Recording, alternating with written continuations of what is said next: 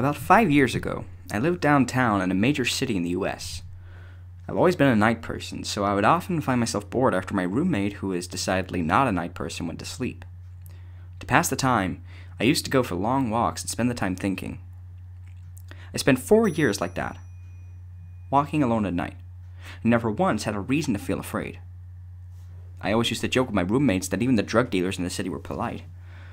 But all of that changed in just a few minutes of one evening. It was a Wednesday, somewhere between 1 and 2 in the morning, and I was walking near a police-patrolled park quite a ways from my apartment. It was a quiet night, even for a weeknight, with very little traffic and almost no one on foot. The park, as it was most nights, was completely empty. I turned down a short side street in order to loop back to my apartment when I first noticed him.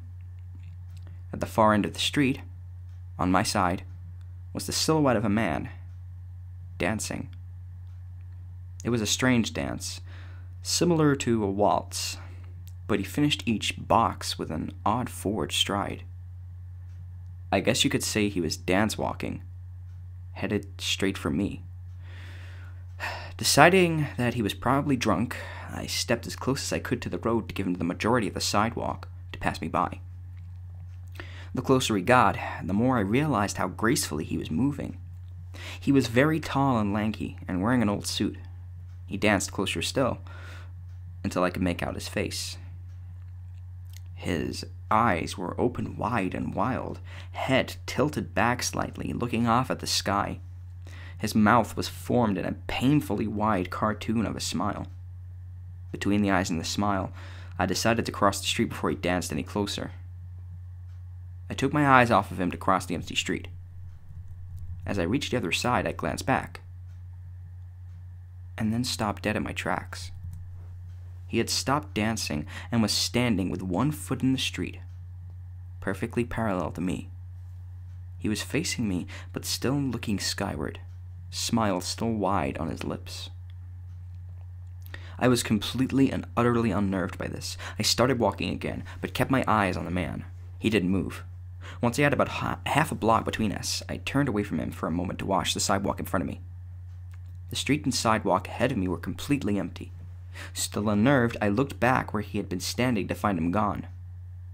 For the briefest of moments, I felt relieved, until I noticed him. He had crossed the street and was now slightly crouched down. I couldn't tell for sure due to the distance and the shadows, but I was certain he was facing me. I had looked away from him for no more than 10 seconds, so it was very clear that he had moved fast. I was so shocked that I stood there for some time staring at him. And then he started moving towards me again.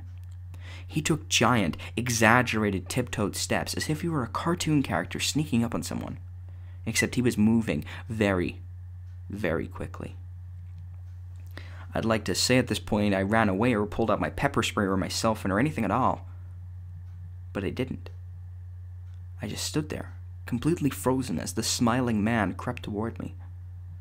And then he stopped again, about a car length away from me, still smiling his smile, still looking to the sky. When I finally found my voice, I blurted out the first thing that came to my mind. What I meant to say was, "What the fuck do you want?" in an angry, commanding tone. What came out was a whimper. What the fuck?